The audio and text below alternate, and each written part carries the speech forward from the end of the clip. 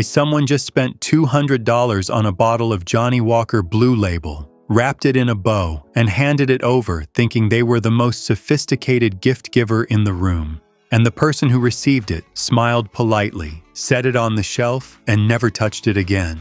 That is happening in living rooms across America right now. And if you've ever gifted any bottle on this list, it might have happened to you. Whiskey gifting has a massive blind spot. The bottles that dominate gift tables, the fancy boxes, the celebrity labels, the it bottles everyone's talking about, are rarely the ones that actually impress anyone who knows whiskey. They impress people who don't drink it. Real drinkers, they wince. Today, we're exposing all 12 of them, from mildly embarrassing to absolutely unforgivable. Let's go. Number 12, Sir Davis, Beyoncé's whiskey, $89. Let's start with the newest entry on the Hall of Shame. Sir Davis is Beyoncé's American whiskey, a sourced Naas rye finished in PX sherry barrels, retailing at $89. Whiskey reviewers across the board have been blunt. This is a $40 bottle at best. One reviewer put it simply, "It's only because it's Beyoncé that this costs $90. If this wasn't her, it would be $40 on a shelf nobody notices." The liquid itself is fine, passable, dusty, nothing offensive, nothing remarkable. What you're paying for is a name and a marketing campaign, not craftsmanship. If your gift recipient knows whiskey, handing them this bottle says you Googled celebrity whiskey gift and click the first result. Save your $89. Number 11, proper number 12, around $25. Next up is the Conor McGregor whiskey, proper number 12, Irish whiskey. At around $25, it's one of the cheaper bottles on this list, but that doesn't make it acceptable as a gift. Critics have consistently described it as thin, sweet, entry-level grain spirit with no depth and no complexity. The brand itself has had a turbulent year. Proximo Spirits formally cut ties with McGregor following a civil court verdict, and major Irish retailers have pulled it from shelves. Gifting this in 2026 doesn't just say you don't know whiskey, it says you haven't been paying attention to the news. There's zero reason to hand someone this bottle when a $25 Irish whiskey like Teeling Small Batch or Green Spot absolutely destroys it. Number 10, Jack Daniel's Old Number 7, around $18. Here's the thing about Jack Daniel's Old Number 7. It's not a bad whiskey. It's a fine mixing whiskey at an honest price. The problem is that gifting it in 2026 sends a very specific message. I grabbed this from a gas station on my way over. At $18 a bottle, it is the most recognized whiskey name in America, which makes it feel like a thoughtful gift to someone who doesn't drink whiskey. To someone who does, it's like gifting a can of Budweiser and calling it premium. It's an 80-proof, charcoal-filtered Tennessee whiskey built for Jack and Cokes at 1 a.m., not for unwrapping on someone's birthday. If you're buying from the Jack Daniel's family, at least reach for the Single Barrel Select, same brand, completely different league. Number 9, Gentleman Jack, around $30. If number 7 is the gas station move, Gentleman Jack is the slightly more ambitious gas station move. The marketing positions it as an upscale step-up, twice charcoal mellowed, dressed in a cleaner label, but blind reviews put it below the typical recommendation threshold, and critics note that at $30, you're getting an 80-proof whiskey with banana notes, a faint oak profile, and a finish described as soft and unremarkable. The former Jack Daniel's master distiller himself called it a whiskey designed to break the palate in. In other words, it's training wheels. Don't gift someone training wheels unless they've never had whiskey before. If they have, you just told them you think they're a beginner. Number 8, Basil Hayden Kentucky Straight Bourbon, around $40 to $50. Basil Hayden looks premium. It's got the tall, elegant bottle. It's a Jim Beam product positioned as an artisan small batch pour, and therein lies the con. At 80 proof, the absolute legal floor for bourbon, it is, as one reviewer put it, pure profit engineering disguised as artisan bourbon. Multiple bartenders and whiskey critics have flagged it as one of the most overrated bourbons in America. You're paying $40 to $50 for proof levels you'd find in a $15 bottle. Old Grandad, which uses the same high rye mash bill from the same distillery, will run you about $25 and delivers the same character at higher proof. Gifting Basil Hayden is a $40 lesson in packaging over substance. Number 7. Crown Royal Deluxe, around $30. Crown Royal has one of the best marketing stories in the spirits world. Originally crafted as a gift for King George VI's 1939 visit to Canada, presented in a purple velvet bag. That bag has made it a perennial gift choice for Americans ever since. But here's the reality check.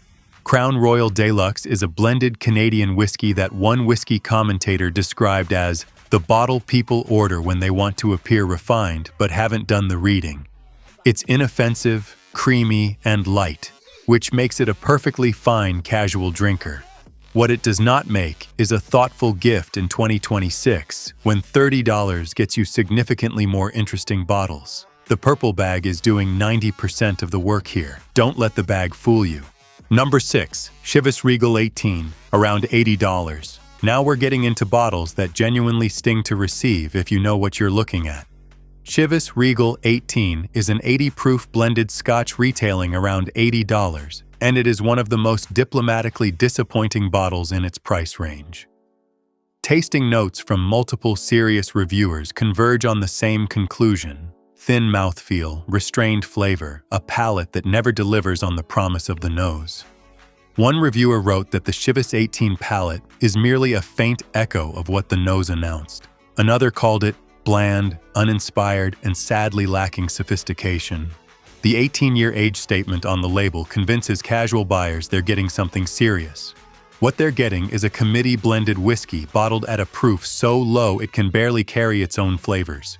For $80, you could hand someone a Glenfarclas 15, a Glenallachie 12, or a Speyburn 18, all of which drink circles around it. Number 5. Blanton's Single Barrel, $65 retail, $150 to $200 plus on secondary. Here's where this list takes a turn. Blanton's original single barrel is at its suggested retail price of around $65, a perfectly serviceable bourbon, fine at retail, respectable. The problem is that almost nobody is paying $65 for Blanton's anymore because of severe allocation limits, often just a handful of bottles per store per month. Secondary market prices routinely hit $150, $200, even higher, and people are buying it at those prices as gifts because they equate scarcity with quality. Multiple bartenders have pushed back hard on this logic. One beverage director put it plainly: 10 years ago, Blanton's was a decent quality, affordable bourbon. Now it's a financial instrument. Gifting someone a $200 secondary market, Blanton's tells them you spent a lot of money. But it also tells the whiskey community you got played by hype. The liquid is simply not a $200 bourbon.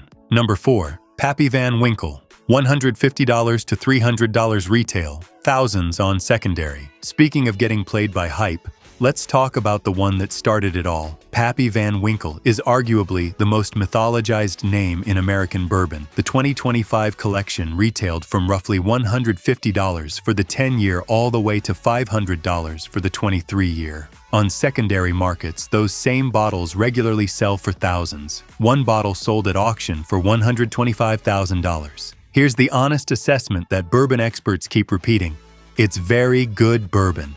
Not life-changing, not $6,000 bourbon. One spirits writer summarized it cleanly: what you're paying for is rarity and prestige, not a guaranteed life-changing flavor experience. A beverage director was even more direct: it's nothing special, just a separate label basically. In no world is it worth the markup. Gifting Pappy says one thing above all: you don't drink bourbon, you collect status symbols. Number 3. Macallan 12, around $75 to $80. The Macallan is the default impressive Scotch gift for people who have heard the name once at a nice restaurant.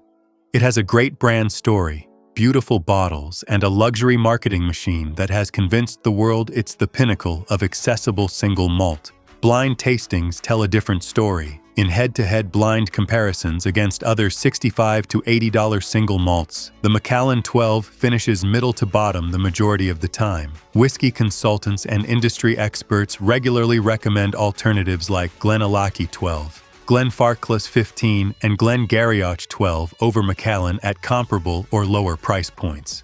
The double cask has crept up to around $80 for a 40% ABV 12-year-old, a proof and price combination that has experts shaking their heads. Every dollar above $50 on a Macallan 12 is marketing. Number 2, Johnnie Walker, Blue Label, $180 to $250. We are now in genuinely painful territory. Johnnie Walker Blue Label retails between $180 and $250 in the United States, making it one of the most expensive mainstream blended scotches on the market. It has no age statement.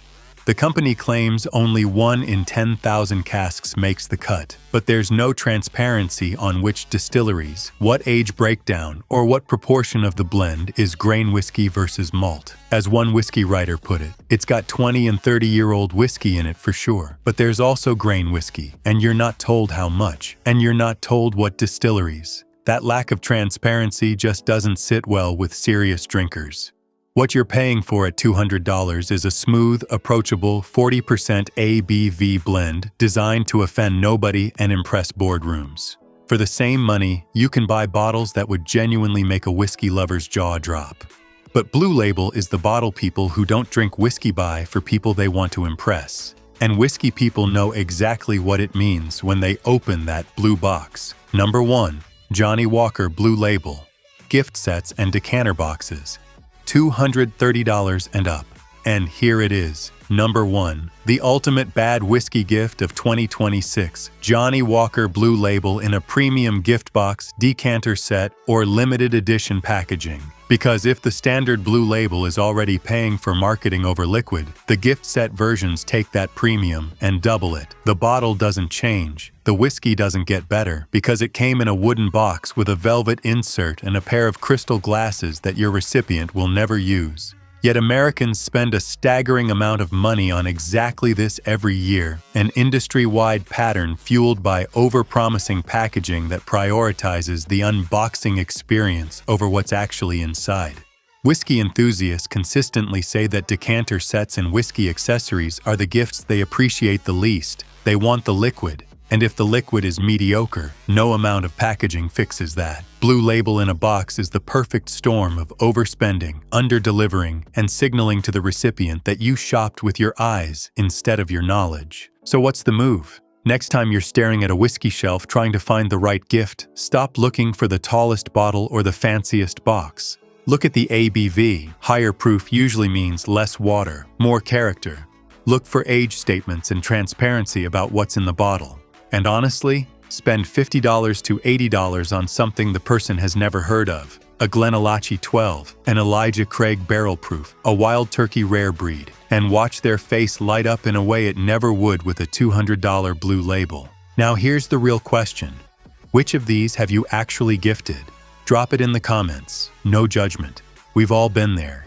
And if you've ever received one of these and had to fake enthusiasm, let us know that too.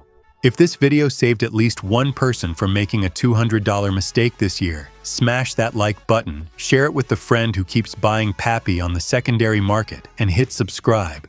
Because we are just getting started exposing the biggest traps in the whiskey world.